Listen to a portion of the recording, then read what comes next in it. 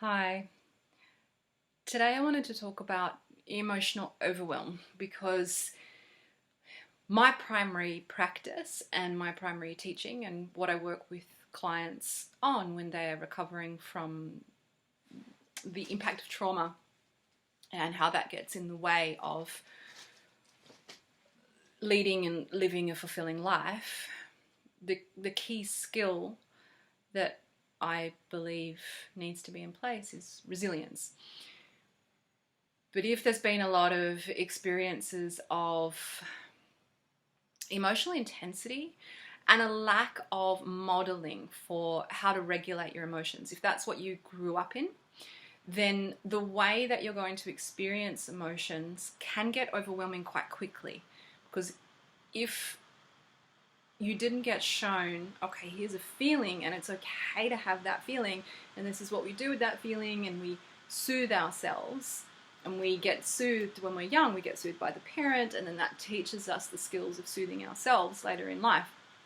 So if the emotion's intense, we're not just reacting out of it, we can be with it, we can name it, we can accept it, we can be okay with the fact that we're having feelings. But if you grew up in a chaotic home, or with unavailable parents, or parents that were very angry, or all sorts of different scenarios that can contribute to a lack of emotional fluency, then it's easy for emotions to become overwhelming.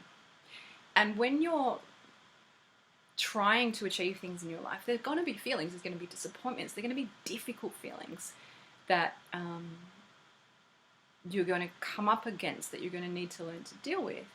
And if your nervous system, so this is where we experience things, particularly, that have come from trauma, and how we experience emotions through the nervous system, has become dysregulated. It means that your capacity to do that, to stay in a zone of flow, of kind of okayness with the level of intensity of emotions, is a bit compromised. And so for you, they're going to be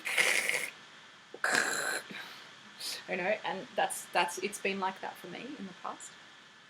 Most certainly, I'm very open about sharing that, because I think as healers, I know for myself that the healers that I want to see are those that have lived through things. They're the ones that, particularly on an emotional level, I'm talking about, coaches and counselors. Then I believe them. I can relate to them, and I believe them, and I believe that they can help me. So I'm quite clear that this is what I've done and this is how it's worked for me, and I want to offer it to you or to my clients, and hopefully it will help you figure out something for your life. Anyway, little side digression. What was I talking about? Learning how to have emotions, particularly negative emotions, but it can happen with positive emotions too, where they become too intensified that they're not manageable, and they kind of derail sanity and manageability in your life. But the ones that are more will lead you more to overwhelm and to collapse will be intense sadness or intense rage and things like this. So what to do? Because resilience is a practice. Here's the thing. If you're practicing resilience on a daily basis, generally speaking, you're minimizing. The reason that we do that is to minimize the risk and chance of emotional overwhelm. But particularly now, like when the whole atmosphere, I let myself read the full newspaper yesterday, the whole atmosphere is pretty doom, gloom, and dread, and massive uncertainty. There's financial challenges, there's things happening in people's families, in their health. If you're going through a period where maybe there's challenges coming from multiple directions, and your capacity to be energetic enough and okay enough to meet all of them starts to get surpassed, is that the right word? Overwhelm. starts to become overwhelmed, you might find yourself having a moment where even over a small thing there's a big reaction because the capacity to meet it and to manage it isn't there. You're maxed out. And it might trigger some old stuff, some old patterns around overwhelm. And if you're someone that has lived through trauma and hasn't had that sufficient parenting to learn how to hold yourself. So it's a very important thing in learning how to be with emotions, which is part of the human experience, called accompaniment. And when we're little, that's what our parents do for us. They accompany us through the difficult terrain of different emotions, making all of that okay. It's like, it's all right, mum's here, dad's here, whoever it is, uncle. I can go through these scary, dark places. I can go to these sometimes elated and sometimes scary places, and it's all okay. That gives our brain a model for that. For later in life, we can do that for ourselves. But if we haven't had that, we're coming into adulthood, then we need to learn how to cultivate that. We need to teach ourselves how to have that little voice inside that can accompany us through these difficult challenges and help us, if we do go into overwhelm, come out quickly, or help us avoid overwhelm. So it's a little, I don't like the word hack, biohacks and all these things. It's not one of my favorite words, but I do like simple, and I like easy, and I like transportable, something that a lot of what I practice and teach are things that you can do on the fly. You don't have to sit down and open up a book or, and I like things that are in the body. So I learnt this is a fantastic book if you're working through any of these kinds of issues that I'm talking about. It's called Your Resonant Self by Sarah Payton.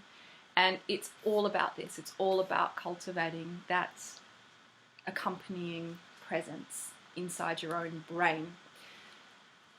So some of you may have been looking, it's a fascinating topic, been looking into brain science and the nervous system and how, I'm going to turn some of these pages so we can refer to what I want to teach you. That is a really cool hack, little simple trick that you can do. So the thing is, if you're having a strong emotional reaction and you're in emotional overwhelm, that's one thing. But frequently what happens is that accompanying voice that says, it's okay, we're just going through some dark terrain right now, isn't there. And there may be a pull yourself together, or what the hell's happening to you, or whatever kind of voice in there. So we need to learn to retrain that voice. And I like to do it a bit in the body, a bit in the brain together. So if you think about the part in the brain that is reactive and is having the emotions is the limbic system, which is deep inside the center of the brain. That's the part that we want to hold, we want to soothe and allow it to be a little bit disrupted and disturbed without getting out of control, without getting overwhelmed. The part of our brain that is able to do that is the prefrontal cortex, our reasoning, logical brain. There are a lot more complex things that go on in both these parts of the brain, but I don't want to go too deep into that. So I'll show it to you on here, and then I'll show you how to actually practice it. So here's a little map, a model. You probably can't see it all that well, but I'll talk you through it in a moment. If you take your hand, you can think of your arm as the spine, the wrist as the base of the skull, the palm here, the base of the palm is your brainstem in here, and this becomes your limbic system. So if you tuck it in here, you can see it starting to go into the center of the brain, and then your fingers can wrap around it, and this is your cortex. So here you have, doesn't matter too much, the name cerebral neocortex, and at the front here we have the prefrontal cortex, the reasoning brain. And what I love about this is that you're wrapping up and giving that limbic system, that emotional part of yourself, a little hug. So if you're in the midst of an emotional storm and your body's like tense and then you start giving yourself those messages of it's so bad that this is happening to me and I'm a big mess and whatever it is that you might think. It's a really quick way, and I think about kids, you know, and little things that they do to soothe. So you can just instantly, okay, I can wrap that up. The part of me that is having a hard time right now is protected, is safe, is cuddled and snuggled. And what I also love about this is actually a reflection in your body of what is in here. And of what is in here is what's happening through here. So there's a whole linkage. I can feel it already. As soon as I touch this and I'm aware that's actually what's happening inside my brain, there's an instant through my nervous system. So it's a beautiful little thing you can do anytime, anywhere. You don't need any tools. You've just got yourself. And it's an easy one to remember. You can just wrap up the limbic system. It's okay. These feelings are okay. I am with you. This is what it needs to know. This is the key change that can happen. And over time, if you keep doing this, over time, your actual brain will change and there will be automatically a warmer accompaniment, a warmer presence with your emotional self. So I love this little thing. I hope it helps you. If it does, if you do try it, please come back and let me know how you went with it. Have a great day.